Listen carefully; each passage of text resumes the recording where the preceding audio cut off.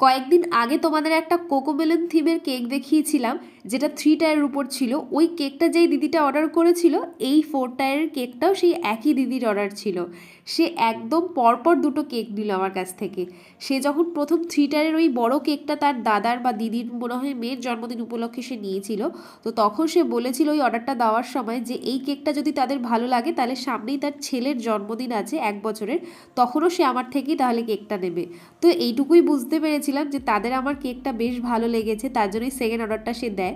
আর তার থেকেও বড় কেক নেয়, যেটা হলো 4 টায়ারের এই কেকটা। এটা আমার 6 পাউন্ডের উপর ছিল, যেটা ইনসাইড ফ্লেভার চকলেট ছিল।